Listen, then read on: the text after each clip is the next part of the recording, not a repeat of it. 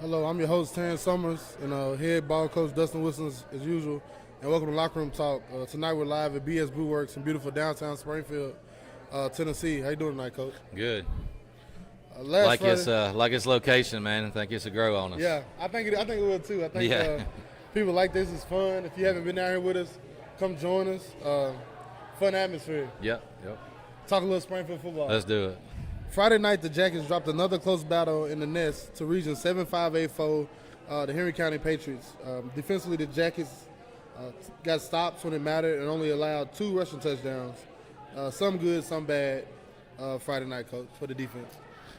Yeah, I mean, you break it down, you look at your stat line, you got a lot of things that are great, you got a lot of things that are good, and unfortunately just a few bad sprinkled in there, and that's what high school football is. That's what any football is. But if you look at it, you know, that one stat that you're after there at the end, it's we fall 1 point short. But defensively, another have to steal your lights out. All right? They're playing good. You can tell there's some seniors, and offensively you can tell there's some sophomores. So week 3 here we'll break in our first month of football, and everybody's getting a little bit older, and I think good things are coming. We're just working for those results we all work for. I always got to work through being, you know, the young guys getting in, getting work. Yeah. That's always a thing. I got a stat here. Jackets defense have only allowed 3 touchdowns on the seasons and 0 touchdowns through the air. I mean, it ain't, you know, you take Clarksville, of course they don't throw the ball much, Henry County not much, but not having a touchdown given up through the air is a great thing. I mean, look at the big stat there, 3 games, 3 touchdowns. So you can talk about your opponent all you want to, but you need to talk about us a little bit in that statement, and Drew and what he does preparing and how I mean, that's so much emphasis we put on defense. That's our style of ball. It's SPT brand. That's what we do. So playing well again. Got a lot of seniors. And, you know, it's good football right now. Just gotta.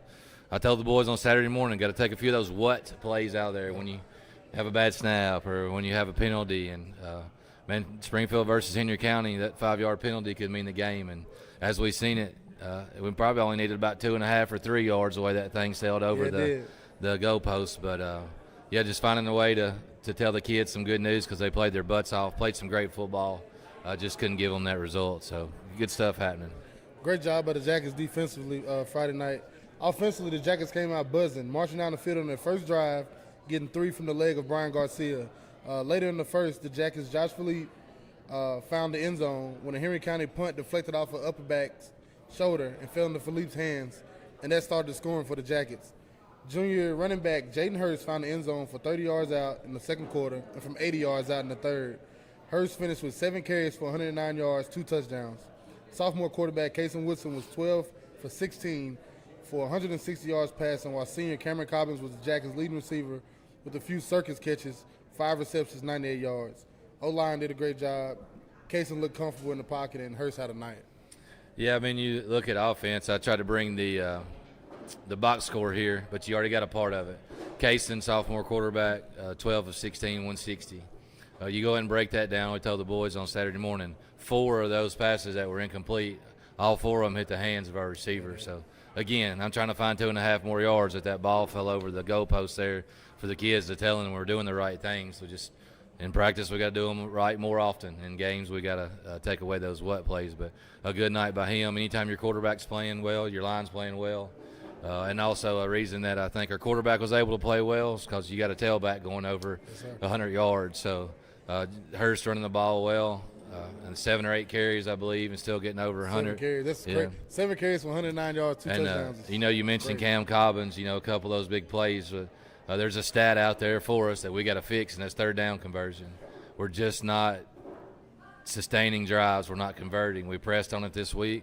We're going to fix it, but that's just offensively. If we're going to play great defense, we got to be able to convert third downs and keep the defense off the field. So, big plays. You know, Hurst running over 30 yards twice for scores. Cam converting big on third downs. You know, for those 2 big plays, we're doing some great things. We just got to stack plays, as they'll say, and put them together. So, good. I'd say you say a great football game if you were sitting in those stands the other night. I guarantee you didn't leave. No, nobody left that game. And you probably left a little bit sad because you was rooting for the home team, but I think you left with a perception of, man, there's some good football being played. So not looking for any of those hidden results, just saying it is what it is. We're 1-2. We played some good football so far. The Jackets dropped that one last Friday night in the nest to the Henry County Patriots. And next we'll have a guest from that night. Cameron Cobbins, the senior, had a great night. I know one of my favorite catches was at the end right there. So we was trying to go, after they just kicked the game-winning field goal. Yeah. We trying to get down the field, and that crazy circus catch on the sideline, that was beautiful. And after we take this break, we'll get Cameron on here. We watching Lockeroom Talk.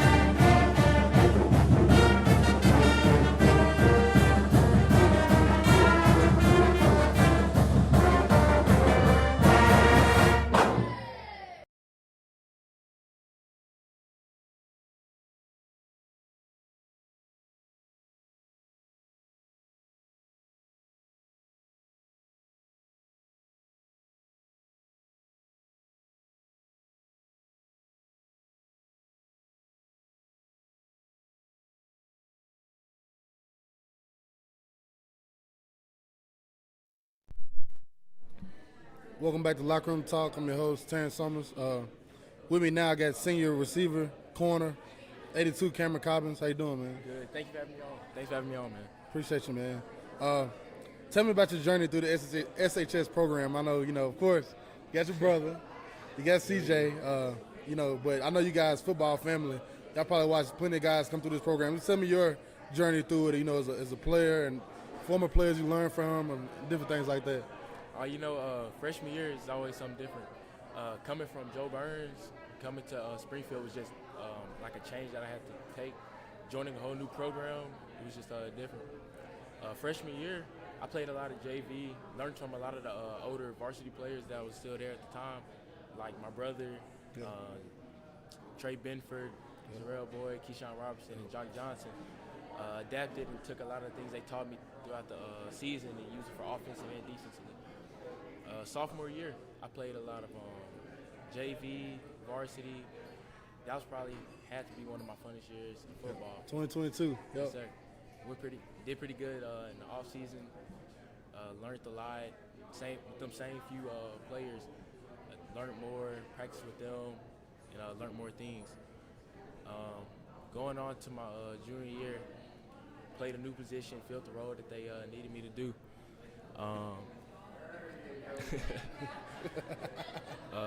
Played that role, played safety instead of corner that year. It was just a new environment, learning that position.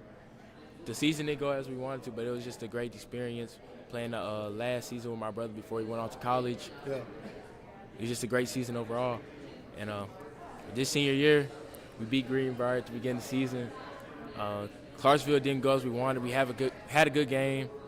It just didn't pan out how we liked to at the end. Same thing goes for Henry County. Just had a good game overall. Yeah. I mean, Jackins ain't, no game we've played in this season has been no crazy lopsided game. We've been in it to the last minute. Yes, sir. And that's a great journey coming through, JV, your brother, you mentioned all the guys, Keyshawn, 21. That's when we got beat at home against Henry County in the playoffs. Yes, it was your freshman year. It's been a journey, man. And, what was the key for you being so successful this past Friday night? I know Henry County, you ain't got to do too much hyping up to get ready for that. At Yes, home, sir. I know it's probably something you thought about, for years now. I can't wait for that opportunity. You got that opportunity. what made you be so successful last Friday night? That game, I believe, a few plays, I believe that it all started with the line, them giving the QB time to throw me the ball and for me to make the play. But going on past that, I believe it also went with all the times that I went in the off season, took time with my family and everything, go in the backyard, training, getting better in myself. As long as the off season, going with them same few older players, just getting better, going on weekends with the quarterbacks, building connections, and I feel like that all transferred to the field that game. It transferred not just that game, every Friday. Yes, sir. Friday night Every it transferred. My last question for you, man. I'm gonna let you go. What do you love most about being a Jacket, man? It would have to be the community. I mean, going into it, you hear a lot of people saying things about brotherhood, but it truly is a brotherhood. You coming in from a whole nother school, just being accepted off the just as soon as I got there, it was just a great thing. You can go anywhere with the Springfield shirt and get recognized. Yep. It's just a community built. It's a good thing. And we as Springfield fans, me personally, I'm glad to have you as a Yellow Jacket. I'm glad to have your brother CJ. Yes, sir. And I'm glad to have your brothers, man. I'm glad to have all y'all. Yes, sir. As Yellow Jackets, man. We appreciate you. Glad to be a part. Thank you for having me. We'll take a break. That was Cameroncins right there. We'll take a break, come back, and we'll talk about the Jackets heading to Hendersonville Friday night to face Station Camp Bison.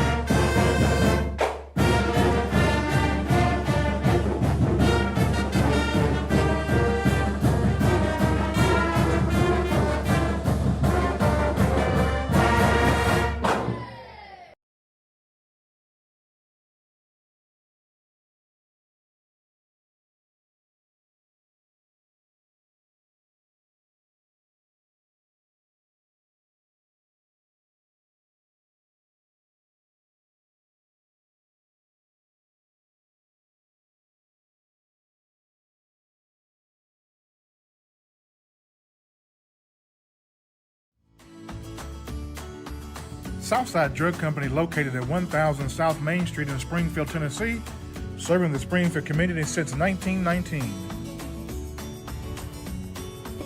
Go Jackets!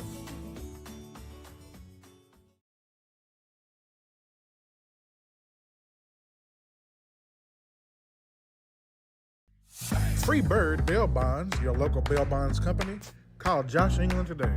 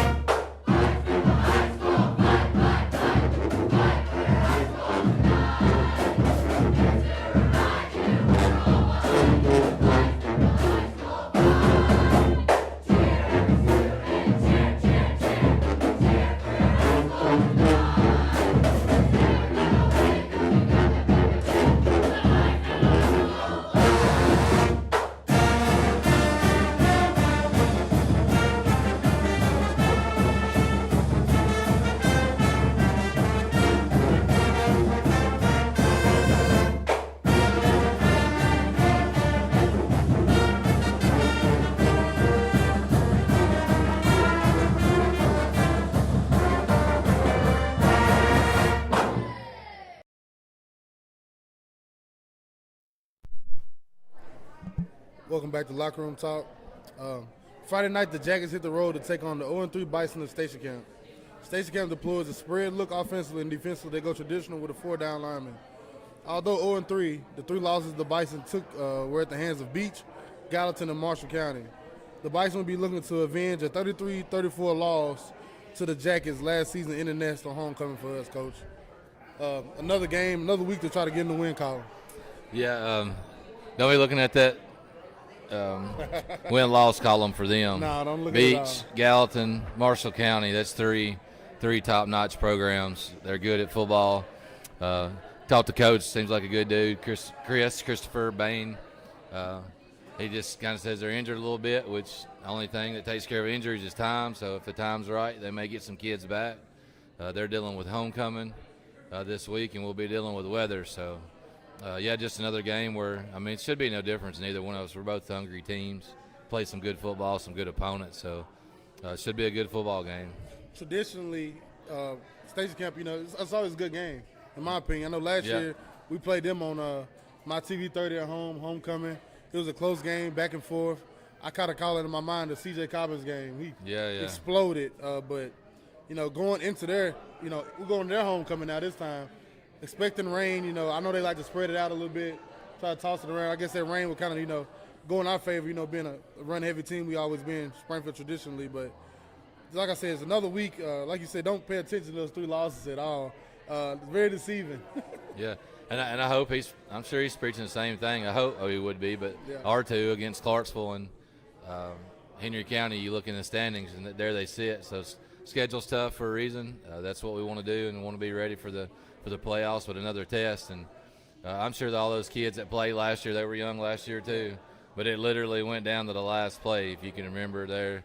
And I think it was the Dickerson kid that got a pick on the last play. The same kid that was playing quarterback as a freshman, now's a sophomore, and he's back here calling the signal. So I don't know how the weather will affect the game. All I can tell you is if it's raining, it'll be raining on both teams. So we'll both have to adjust to it. But looking for some good football. They'll do things right. They'll be coached well, and we're at their place this time. So.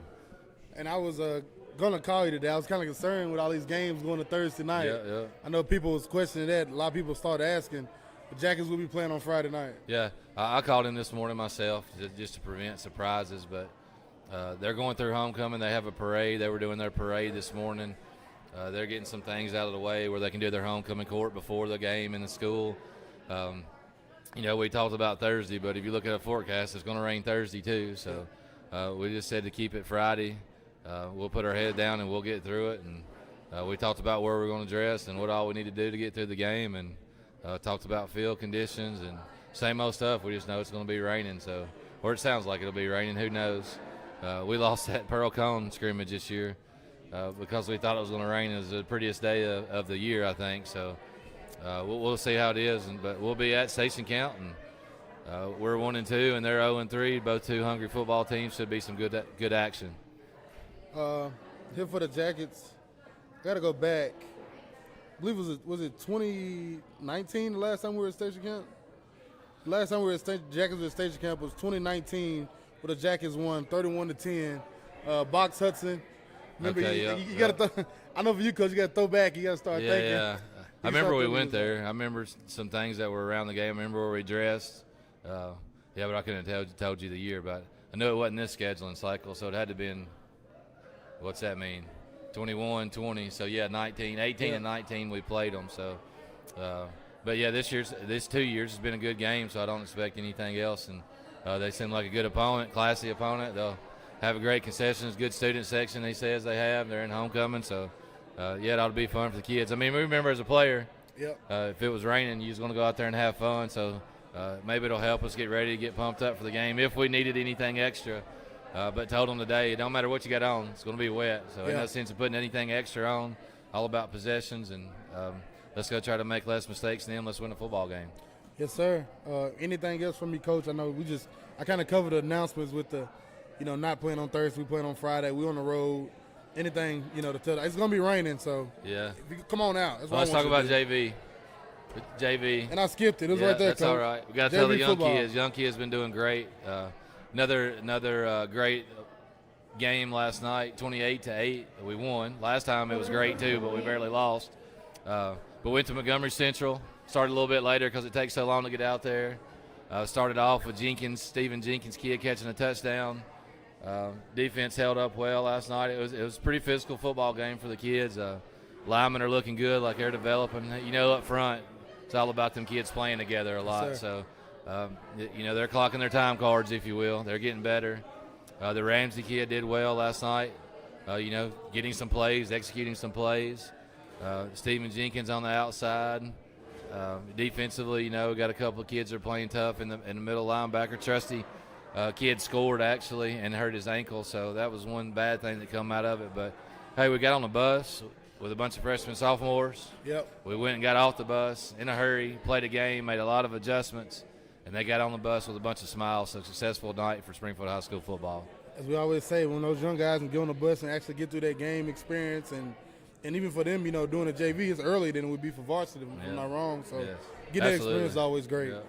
Yeah, so it's a good experience. You look at things like you learned like last week at Clarksville, that kickoff never hit the ground. They kicked it straight up in there. Definitely was not trying to do it. Kid couldn't try to do it again if he wanted to, but we learned how to fair catch or call him Peter or whatever it is in the game of football. Man, those JV nights are valuable, and we put a lot into them, and they played great last night. So the young kids, and they all come to practice on Tuesday, Terrence.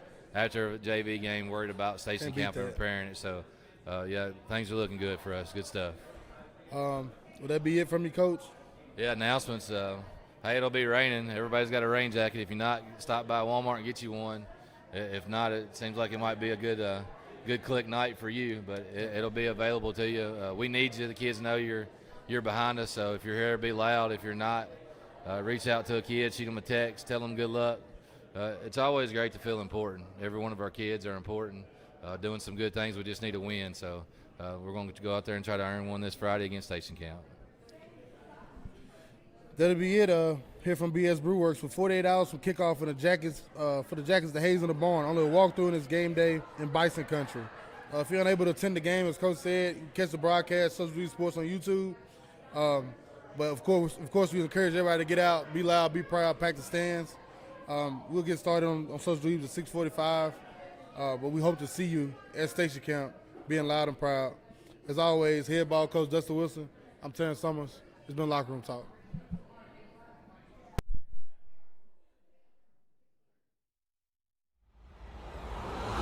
You are watching a Social Dweeb Sports production.